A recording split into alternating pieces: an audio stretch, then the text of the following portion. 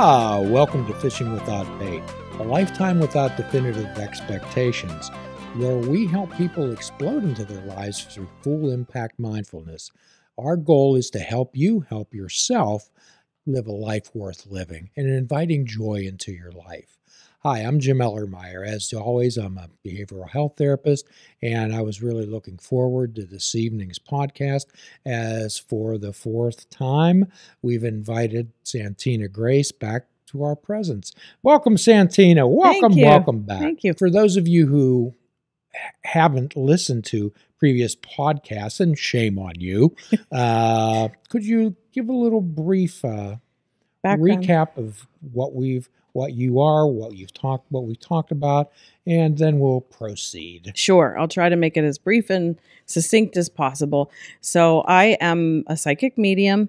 I do classes in this area, been born this way, really have just during childhood kind of shut things down, wanted to be normal, and then pushed it back to adulthood.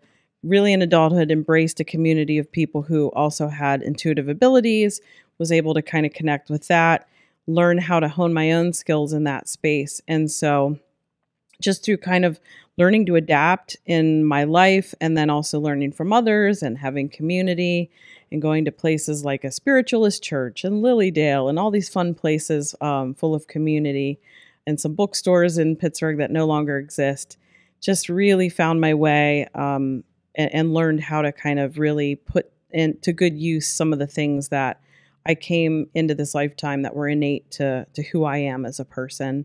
And so over the years, I think we've talked about things from like childhood, psychic abilities. We've talked about angelic connection. We've talked about, I think, some reincarnation stuff. We've gotten in all over the place when it comes to these spiritual and metaphysical type topics. So, well, I know our last conversation centered around collective memory, collective consciousness, and we particularly had I think, a fascinating conversation on the illusion of separateness. Oh yes, that's right. I totally forgot about that one. Yeah, you're a very well-spoken young lady on all these particular subjects. So, when do you think people began to get disconnected from the earth energy? In the past, in long time past, people spent much time doing spiritual activities, connections, all types of modalities that they used. Yeah, it's interesting that you bring that up because I was recently watching a documentary about Y2K. And if you remember that, we all thought the world was going to end, when the year 2000 hit and all the computers that ran the world were going to just shut us all down. And it was really interesting to hear the sentimentality of the people at that time frame, because it was a really interesting juxtaposition of today times. And if you think about how we were in COVID, we all isolated, we all went within, we all stayed in our homes. And during Y2K, there were some that isolated, but there was a good bit of people who were worried about the community and everyone having power and everyone having water and looking out for their neighbors. And I watched this documentary and I just thought, oh my gosh, have we changed? I was kind of nostalgic for that sense of community. So to be honest with you, I think the answer to that is, I think our screens, our little mobile devices, our computers that we sit in front of every day, that takes us away from nature. It takes us away from connectedness. It's the illusion of connectedness. And I think we talked about that a little bit with social media and this feeling of being a part of a community that's virtual, but it's like, it's there, but it's not there. You know what I mean? It's not real.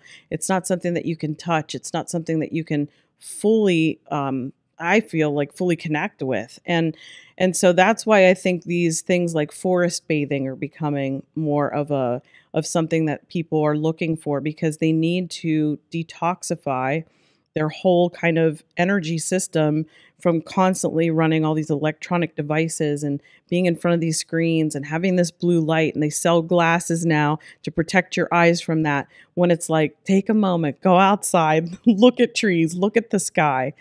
I mean, this is the environment that we were built and created to live in is the earth. And I think we've stopped thinking of ourselves as caregivers of a sacred space, and started to kind of, in a sense, try to create sacred space within these environments. And this whole AI situation that's going on now is really kind of scary for me. I mean, I know it's exciting to some, but I just also feel like, I don't know. I think I want to focus on real reality, not virtual. That is ironic because a few podcasts ago, the producer of this program and I, Mr. Mike, we discussed the concept of filtered reality, which is social media. Yeah. And when I think of all the ancient peoples and the ceremonies and that they went through to, and mainly they were about spirituality, trying to connect with nature or their ancestors or what they considered gods. Right. And I think that so much of why we have stress, why we have anxiety is because we've lost that connection. And there's also this fast-paced world now. And I have to work and make a living, so I'm part of that fast-paced world. But I also recognize when I'm becoming too caught up in that fast-paced world where I have to take like a reality check of, when was the last time I went to the woods? When was the last time that I just took a drum and went out and just slowed down a little bit, like had a little drumming session with myself or anything like that, or just checked in on somebody? That I find myself doing more so, especially the winter months. I'm not a big winter person and cold weather person. So I'm finding this winter I'm making more of an effort because I don't really want to be outside as much with the weather. I'm trying to make connections with people when I'm not having to do like my day-to-day obligations of what I do for a living, Well, you know what I do, I'm a behavioral health therapist, and there's so many people come to me and they start to present their issues to me, and then I'll say, what you're telling me is you've lost your joy. Yeah. And some of the people tell me, I don't even know what that is. Yeah.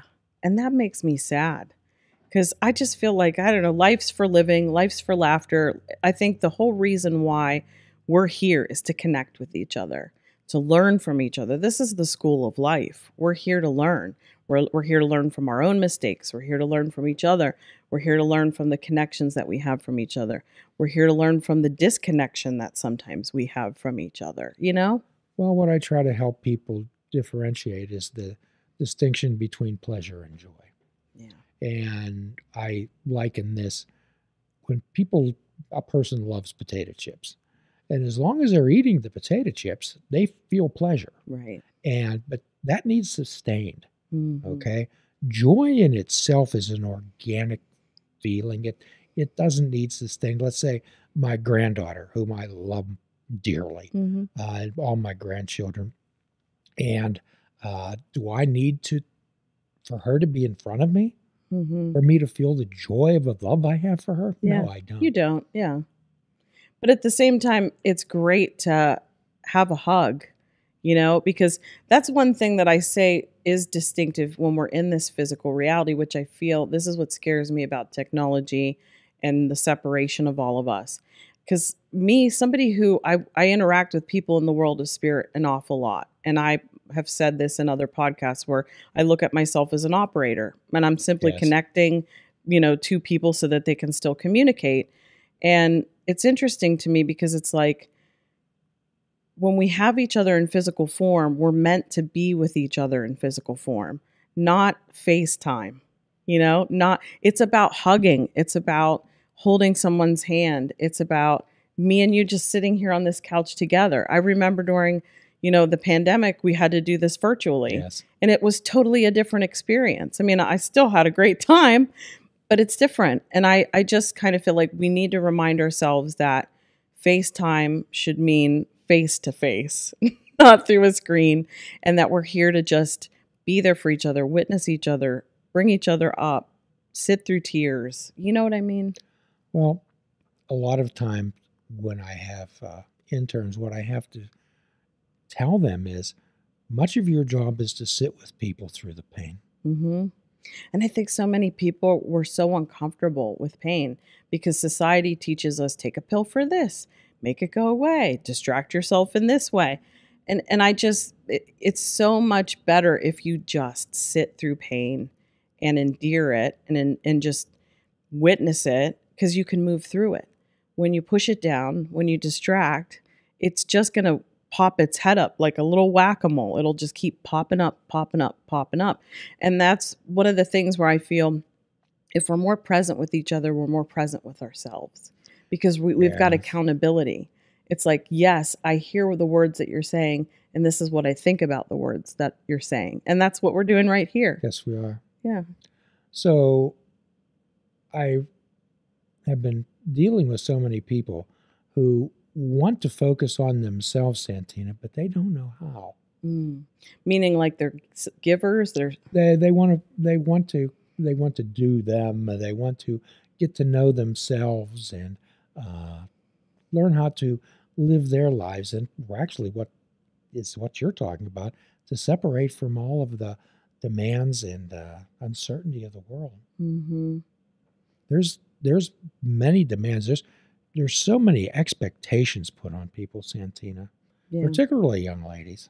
Yeah, there are. I mean, there's a lot of different responsibilities. Like we talked about this of how people view themselves and what role you have, like wife, mother, maybe caregiver of older parents, and that you identify with that role. And sometimes it's hard to, think about yourself as a human being outside of a caregiving type of role. So I can appreciate that. But I mean, I also feel like, I don't want to say the cliche, but I'm going to say it because it applies. You have to take care of yourself. You cannot take care of anyone else or fill any sort of roles until you feel fulfilled. And you've got to keep that. My grandfather used to have this beautiful saying, and he would say something to the extent of like, you never know how much oil you have in your lamp, meaning life force energy that you have. We don't know. Everybody's given a certain amount of fuel, and when that fuel runs out, it's out. And I love that. I love that he brought that knowledge to me when I was a little girl, because it kind of always taught me, like, do whatever you want, live it to the fullest. Like, don't put it off for tomorrow. Like, don't think that tomorrow is guaranteed. Don't just be there for people, but then recognize too when you can't be there for people, because you need to be there for yourself. Well, what I often tell people is what's good for you is good for everybody. That's true. Yeah, very true.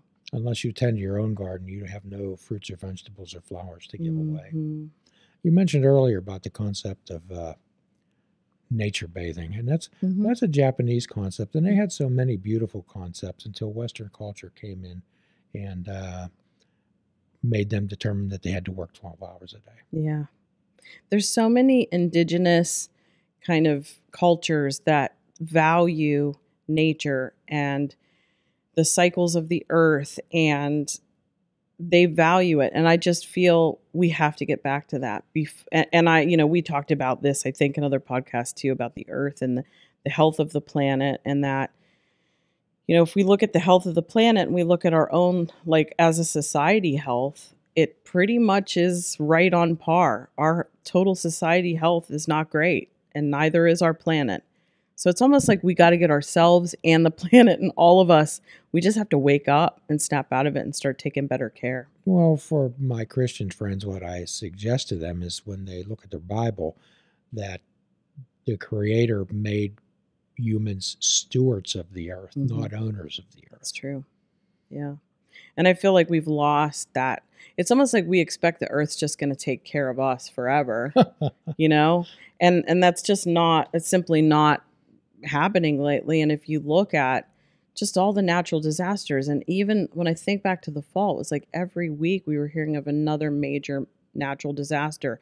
We're hearing about records of everything on every kind. And if that isn't a wake-up call for the planet saying, wake up, people, and get together and be in a community and do something about this, I don't know. Well, Thomas Merton said there were 3 main ills of man, and that's greed, lust, and self-love. Yeah, but those are not sustainable things. They are not sustainable. Yeah. People build on those through their own arrogance. And but however, all we can do is continue to do the next right thing. Yeah. I don't know why, but I'm just pulling up on all my ancestors tonight, and I was thinking about I had a great aunt. She lived to be about 96. She passed a couple years back. And she used to tell me the story of, when I was a kid, we were self-sufficient. The only thing we had to buy at the store was some yeast and some sugar. That's about it. And we relied on neighbors. Like, they had a farm and they couldn't do all the work themselves. So the neighbors would all get together and they would go to everybody's place, and whoever they were helping out, they would make the dinner for the whole community. And she said to me before she passed, she's like, I don't belong in this world anymore. She said, I don't feel a part of it. I miss the community and the places where I grew up. And I just listened to her and I'm like, yeah, I wish I would have been around for that, because that sounds great. And I just feel like, what happened? What happened? Like, why are we where we are now? I used to live in a townhouse where I didn't know people who lived right next door to me. And it's like, what? And again, we refer back to that illusion of separateness. That's one of the main concepts of 12-step recovery, is that it's our singleness of purpose that binds us together. It's true. So I think people have lost their singleness of purpose. Yeah. And I don't know really quite how to get that back. Do you have a...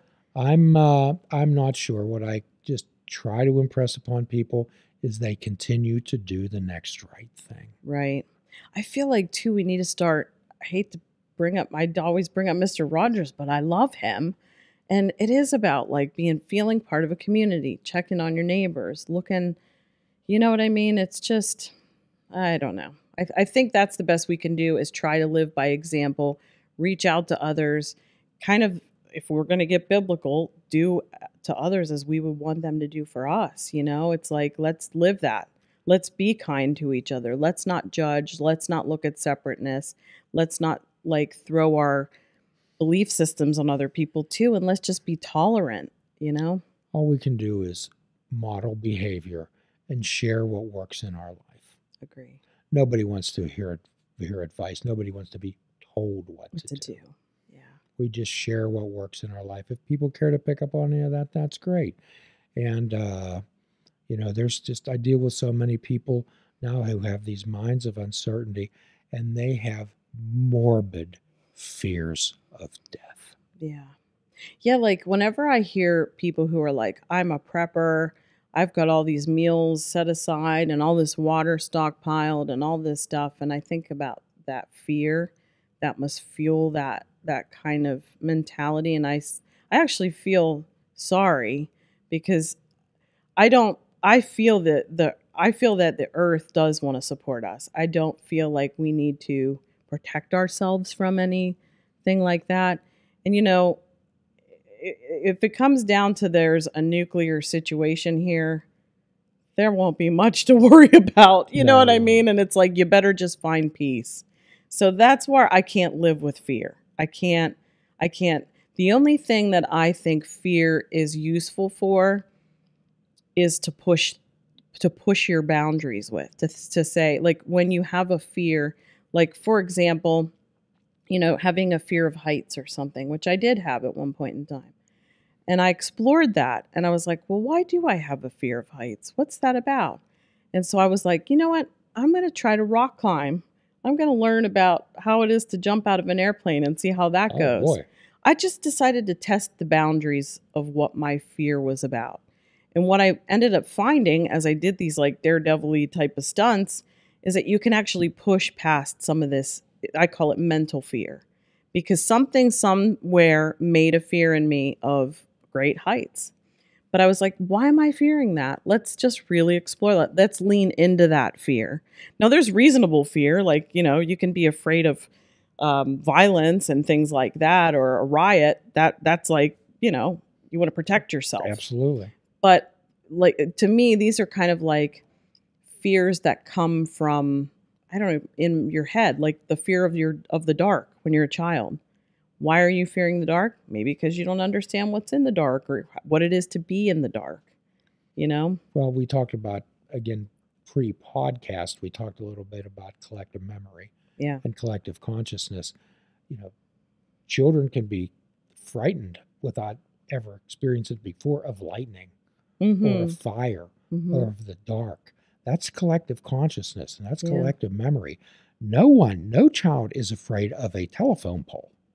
Yeah. or a stop sign because they're more recent in development. Oh, that's a good point. Yeah. But those collective consciousness, that a child today, a 1-year-old or a 2-year-old child, will be terrified of lightning. Mm-hmm. And maybe it's the first time they've ever experienced it. Mm-hmm. But they have no conception. They're not afraid of a car.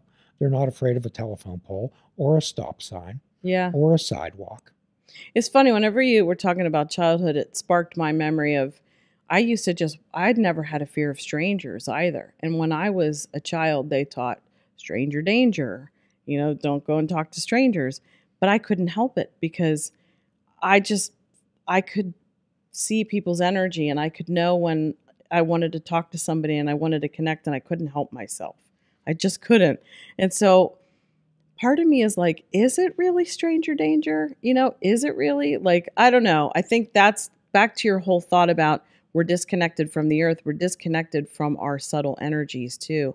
And to be able to feel what is good for us and what is not good for us. And I feel when you're connected to the earth, it helps you to connect to yourself. And when you're connected to yourself, you could connect into right, wrong, good, bad, all that stuff. And so I don't know, I just felt like I've always had this innate feeling of this is okay and acceptable, and I'm going to go talk to this person because I can feel their energy is friendly and kind and I want to connect. Well, we could also call that a mind of awareness. Yeah, maybe. You are aware. So what I help people to do is to develop a mind of awareness rather than a mind of fear. Mm-hmm. To be aware, observe, describe, participate. And we'll be continuing our conversation with our delightful, insightful guest, Santina Grace. And as an extra bonus, we'll give you a free prescription. Fruits, nuts, and vegetables. Unplug that television and take up fishing. And for a truly mindful experience, we suggest that you fish without bait. Do a kindness for yourself. Invite joy into your life by making beautiful choices. Forgive another. Forgive yourself. Do kindness every chance that you possibly get. You'll be repaid. And if we're all not the divine's children, none of us are. Till all are free, none are free. Namaste.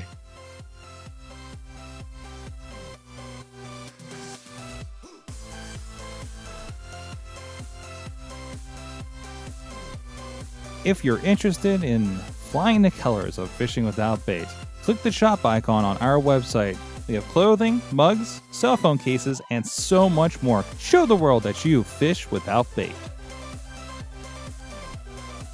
This show is a member of the Sorgatron Media Podcast Network. Find out more at sorgatronmedia.com.